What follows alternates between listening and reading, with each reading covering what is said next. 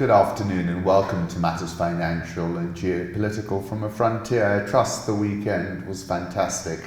Let me start with my article, which was called The Lotos-Eaters and the UK Election. The United Kingdom European Union membership referendum took place in the United Kingdom and Gibraltar on 23rd June 2016. The result was 17,410,742 votes, 51.9% for Leave, and 16,141,241 votes, 48.1% for Remain. The pound crashed. Prime Minister David Cameron resigned by July that year. Prime Minister Theresa May stepped in but threw in the towel 3 years later.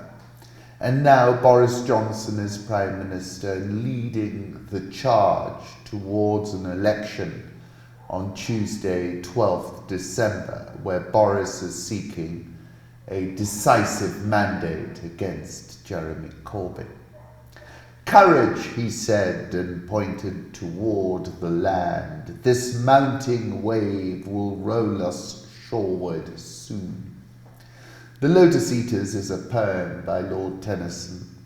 In the Lotos-Eaters, the brothers mariners lose themselves. There is sweet music here that softer falls than petals from blown roses on the grass, or night dews on still waters between walls. And it certainly is as if the mighty United Kingdom has lost itself in a Brexit Riviera for more than 3 years now, just like those mariners did in the Lotos-Eaters. The cold blade of logic has been blunted by information warfare struggles. The US officer assigned to the Deputy Chief of Staff Intelligence charged with defining the future of warfare wrote, "One of the defining bifurcations of the future will be the conflict between information masters and information victims. This information warfare will not be couched in the rationale of geopolitics," the author suggests in the US Army War College Quarterly 1997, but will be spawned like any Hollywood drama out of raw emotions, hatred, jealousy, and greed, emotions rather than strategy, will set the terms of information warfare struggles. So here we are. Both protagonists, Boris and Jeremy, are promising heaven on earth. It would be optimistic to assume that the previously cohesive, predictable approach to legislation and policy making in the United Kingdom will return once Brexit is no longer a contentious issue, however that is achieved, the ratings agency Moody's said.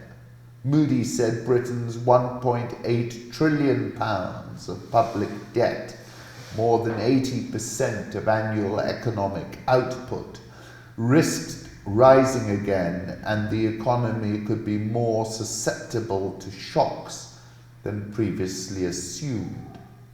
Both of the main political parties have promised big spending increases ahead of next month's election.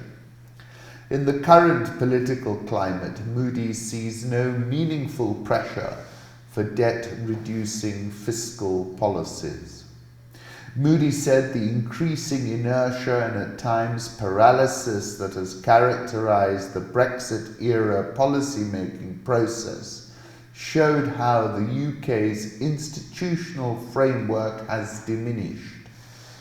Moody's stripped the country of its AAA rating in 2013 and downgraded it again in 2017, said it was lowering the outlook on Britain's current AA2 rating to negative from stable, meaning the rating could be cut again. This is a never-Neverland world. Boris Johnson and the Conservatives are in the lead in most of the polls, and the Brexiteer Nigel Farage has seemingly stood down with no doubt promises of a peerage. Jeremy Corbyn is, however, a formidable campaigner, and you will recall Theresa May was a shoo-in, supposedly. Of course, Corbyn's economic policies are a Nicolas Maduro redux, and if he shuts down all the public schools, which of course are private, in a fit of pique, international money, which in fact put the great in Great Britain, will fly off in a blink of an eye. And on top of all of that, you have Donald Trump turning up a day or so before the election, just in time to give Corbyn an almighty boost, because in reality, the UK electorate see Trump as an oaf.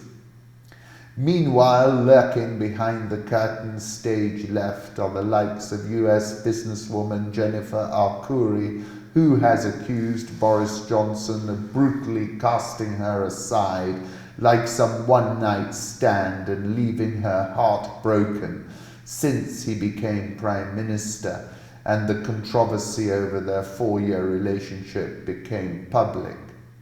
I've kept your secrets and I've been your friend, and I don't understand why you've blocked me and ignored me as if I was some fleeting one-night stand or some girl that you picked up at a bar, because I wasn't, and you know that. And I'm terribly heartbroken by the way you have cast me aside like I am some gremlin. He should know me well enough to know who I am. Shame on him for not answering the phone. The pound has risen from multi-year lows like a phoenix and has room to rally further, especially if Bojo builds a big lead. UK gilts are a sell. Everything pivots on whether there is a clean and clear outcome. It's very fluid, and another hung parliament is not to be ruled out, especially if Corbyn reignites a youth quake. Johnson's Conservatives lead Labour by between 10 to 17 percentage points. 4 polls published on Saturday show. A YouGov poll showed support for the Conservatives stood at 45%, the highest level since 2017, compared with Labour on 28%. And basically all the other polls are showing the same thing. If you're interested in this clip, I'd be slightly afraid if I were Boris Johnson. This is the clip of an interview that Jennifer Arcuri has given to ITV, where she says Boris Johnson cast me aside as if I were a gremlin. Apparently, when she tried to call him, the phone was given to somebody who spoke to her in Chinese. So clearly a volatile situation which we can't predict at all.